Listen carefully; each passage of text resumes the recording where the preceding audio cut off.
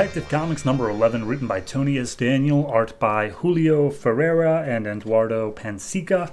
Last issue left off with a dude named Hugh Martyr, who's been around, being strapped into a black hole generator. I guess it's whatever they want to make it. And a guy comes up and irradiates Batman. Okay, so this issue picks up Batman still being irradiated, but apparently he has something in his utility belt that will allow for the deflection of radiation. He activates it, it works, and it causes Mr. Toxic to just fly off. And then Batman starts laying in the hurt, and he's like, oh, I'm gonna beat you, I'm not feeling so good. And Mr. Toxic's like, yeah, dude, you just took a whole bunch of radiation. I'm gonna beat you up and kill you now.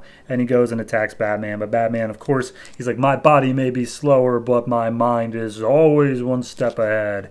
And he takes this metal bar and he cracks it across Mr. Toxic's helmet. And when it breaks open, we see inside the mask is Hugh Martyr, the guy who's strapped to the particle accelerator over there. And at that point, he, as far as I can tell, explodes. He literally, like, the body just explodes. And then he looks over at the particle accelerator and he sees Hugh Martyr still strapped on there, and he's like, okay, I guess I'll stop this then. And he walks over, but there's nothing he can do to stop the accelerator. And it also explodes, throwing Hugh Martyr out into the middle of the room. Batman steps up and he's like, what did you do? What just happened? And he's like, it's too late, Batman, but I finally have the power I needed. Ha! And then he dies. And at that point, of course, Lucius Fox and a whole bunch of like security guards pump in. And they're like, all right, everyone, this place is radioactive. Batman busts out a window because he's still too weak to deal with this. And he grapples up to a helicopter that Alfred just happened to be like sitting there waiting for him for. So then we go back to the Batcave and we see that Bruce is basically decontaminating. And he's fine. There's no more radiation in his system. I don't think it happens that way, but regardless, he's fine. And he's like, okay, something's going on here, and I need to figure out what it is, because there were definitely two Hugh Martyrs there. So he goes back up as Bruce Wayne this time, and he's talking to Lucius Fox, and this is just techno jargon, like, the whole way through. Like, they're just making up crap that particle accelerators can do. Like, he's like, oh yes, a particle accelerator, you know, black holes and time travel and creating and killing universes. And Lucius Fox is like, yep, all those things. And I'm like, yeah, all right, sure, whatever. Anyway, Bruce Wayne gets a call from some mysterious person saying life or death matter. And when Bruce takes the call, he's like, we have to meet today, Mr. Wayne. This is about Hugh Martyr. My name is Professor Alan Smart. Click. So he goes over to Dunhill Labs, who had their stuff stolen. I think that was last issue. And apparently Professor Alan Smart just disappeared and is presumed dead after possibly committing corporate espionage against Dunhill Labs. So he walks up and talks to the people who are actually at Dunhill and is basically just trying to get out what they know about anything that's going on, including Alan Smart. And they're like, we don't know nothing. I mean, it certainly seems like whatever you're describing happened in Wayne Tower is probably what happened here. So keep an eye out for that. And then Bruce Wayne just leaves. But as he's leaving, he apparently tracked down the payphone that the call to him was made from, which is right across the street from Dunhill Labs. And over there, he sees a homeless man. And he goes and he follows the homeless man, which is Professor Alan Smart. Sidebar, you named your professor Smart. Why? Anyway, so Professor Smart's saying there, and he's like, okay, here's the deal. Remember how we said time travel? And that one seemed silly? That one's actually true. So, yeah. And then he throws in, for some reason here, that the time travel, it's like, it's messing him up, and it's not like allowing, you know, while he's getting it to work, it's tearing apart his body. And so Hugh Martyr has actually managed to learn how to clone himself. And all of these things are perfect clones. And then Bruce Wayne, like an idiot, says, but I saw Hugh Martyr die yesterday. To which Alan Smart rightly says, yeah, or maybe it was a clone. So anyway, we get to the Gotham City morgue. And Bruce Wayne gets like a flash drive from Smart. It contains all the secrets of everything or whatever.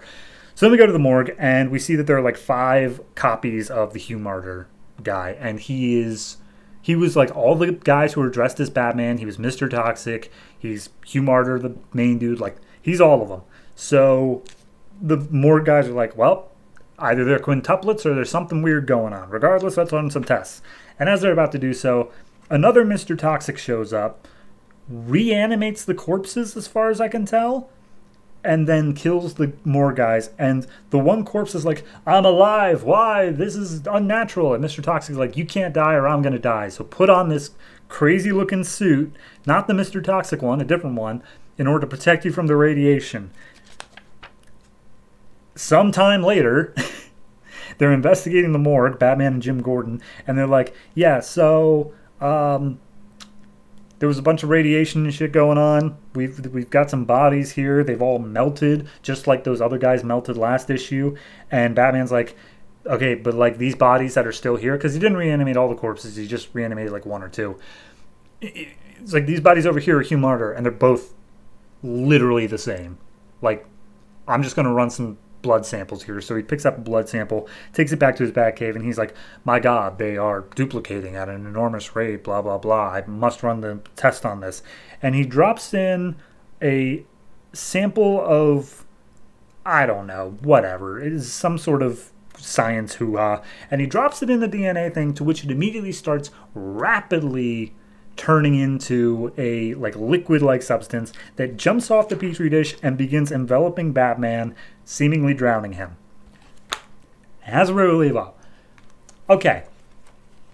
If you want to just make up science, that's fine. You do whatever you need to do. But don't take stuff that like already exists and say that it does other things. Like, I don't say, by the way, I have a webcam that also allows me to see what's happening on the moon. It's like, no, the particle accelerator does something. Just come up with some new thing. Just something, oh, it's a who's a what's it, and it allows for time travel. Good, done. Cloning too, throw it in. It just bothered me that they were just like, no, particle accelerators. You know, this thing that is very well researched. It's able to do all these crazy other things as well. Maybe that's just me. It's a tiny nitpick maybe, but it bothered me the whole way through that they were just throwing out all this crazy stuff that could never happen and just being like, yep. End reveal here of the liquid, and it just attacks Batman. Like, it just feels like somebody who didn't pay attention in science class, where it's like, hey, maybe don't just randomly mix together this rapidly multiplying thing with radiation poison. It just seems a bit weird to me. And I don't know. This whole issue just felt like a whole bunch of like, okay, well, I guess that's what we're doing now. Not in a good way, not in a bad way, just okay, sure. I guess somewhat in a bad way. I'll go ahead and give this one a 6. A lot of that comes down to the art, which is still good, but I do have to point out it's just not... I don't know what we're doing with this arc. Clearly Hugh Martyr was set up long beforehand. We had some ideas, but I'm just wondering if we ever actually ran these ideas past anybody else before we decided, nope, this is exactly what we're doing with them.